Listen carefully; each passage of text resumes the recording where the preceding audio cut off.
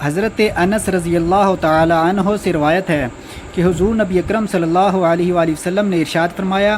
میری شفاعت میری امت کے ان افراد کے لیے ہے جنہوں نے کبیرہ گناہ کیے ہوں گے۔ حضرت عبداللہ بن عمر رضی اللہ تعالی عنہما سے مروی ہے کہ حضور نبی اکرم صلی اللہ علیہ وآلہ وسلم نے ارشاد فرمایا، من زارا قبری وجبت لہو شفاعتی، جس نے میری قبر کی زیارت کی روز قیامت اس کے حق میں میری شفاعت واجب ہو گئی۔ ابن ماجہ کی حدیث مبارکہ ہے، حضرت ابو موسیٰ اشعری رضی اللہ تعالیٰ عنہ سے روایت ہے کہ حضور نبی اکرم صلی اللہ علیہ وآلہ وسلم نے ارشاد فرمایا، مجھے یہ اختیار دیا گیا ہے کہ خواہ وہ قیامت کے روز شفاعت کو چن لوں یا میری آدھی امت کو بلا حساب و کتاب جنت میں داخل کر دیا جائے، تو میں نے اس میں سے شفاعت کو اختیار کیا ہے، کیونکہ وہ شفاعت وہ عام اور پوری امت کے لیے کافی ہوگی۔ اور تم شاید یہ خیال کرو کہ وہ پرہیزگاروں کے لیے میری شفاعت ہوگی، ایسا بالکل بھی نہیں ہے، بلکہ وہ میری شفاعت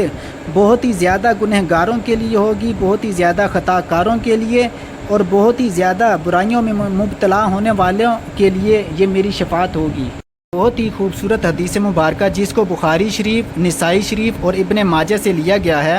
حضرت ابو سعید خدری رضی اللہ تعالی عنہ سے روایت کرتے ہیں کہ حضور نبی اکرم صلی اللہ علیہ وآلہ وسلم نے ارشاد فرمایا،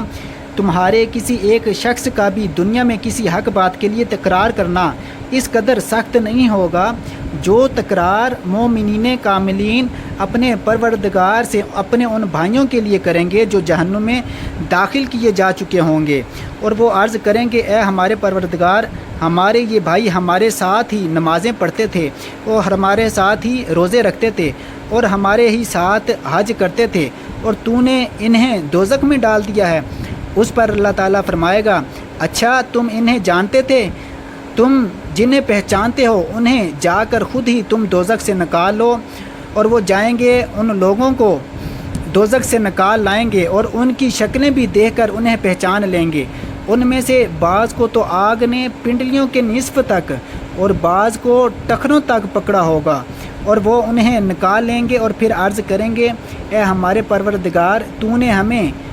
جن کے نکالنے کا حکم فرمایا تھا، ہم نے انہیں دوزخ سے نکال لیا ہے۔ پھر اللہ تعالیٰ فرمائے گا،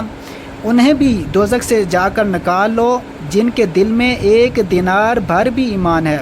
پھر فرمائے گا، اسے بھی دوزخ سے نکال لو جس کے دل میں نصف دینار کے برابر بھی ایمان ہے۔ پھر یہاں تک فرمائے گا، اسے بھی نکال لو جس کے دل میں ذرا برابر بھی ایمان ہے۔ حضرت ابو سعید خدری رضی اللہ تعالی عنہ نے ارشاد فرمایا کہ اب جس شخص کو بھی یقین نہ آئے تو وہ یہ آیت کریمہ پڑھ لے۔ وہ آیت کریمہ کون سی ہے؟ ان اللہ لا یغفر ان یشرک بہ ویغفر ما دون ذلک لمن یشاء۔ یہ آیت کریمہ ہے اور اس کا ترجمہ یہ ہے کہ بے شک اللہ تعالیٰ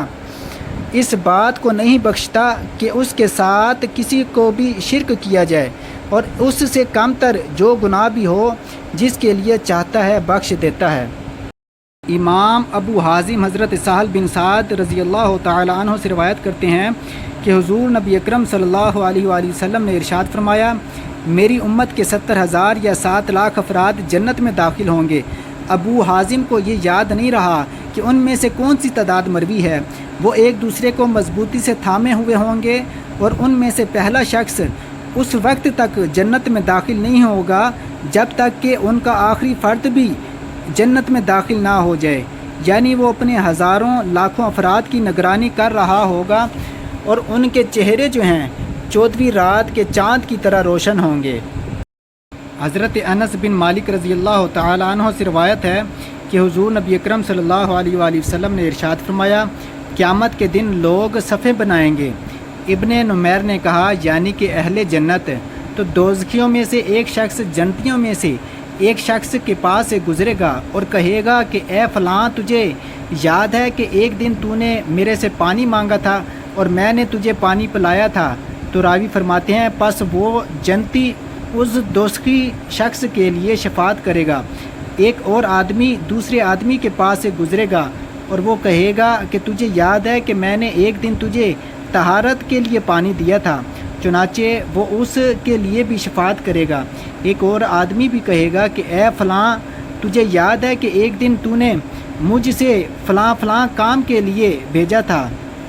مجھے فلاں فلاں کام کے لیے بھیجا تھا، چنانچہ میں تیری خاطر چلا گیا تھا، بس وہ اس کی شفاعت بھی کرے گا۔ السلام علیکم ورحمۃ اللہ وبرکاتہ۔ آج میں آپ کو اس ویڈیو کے اندر یہ بتاؤں گا وہ کون لوگ ہیں جو حضرت علی رضی اللہ تعالی عنہ سے محبت رکھتے ہیں، اور وہ کون لوگ ہیں جو حضرت علی رضی اللہ تعالی عنہ سے بغض رکھتے ہیں، یعنی نفرت کرتے ہیں۔ حدیث پاک کی روشنی میں آپ کو یہ سارا بیان میں کروں گا۔ حضرت ام سلمہ رضی اللہ تعالی عنہ سے روایت ہے کہ رسول اللہ صلی اللہ علیہ وآلہ وسلم نے ارشاد فرمایا کہ کوئی منافق علی سے محبت نہیں کرتا اور کوئی مومن علی سے بغض نہیں رکھتا۔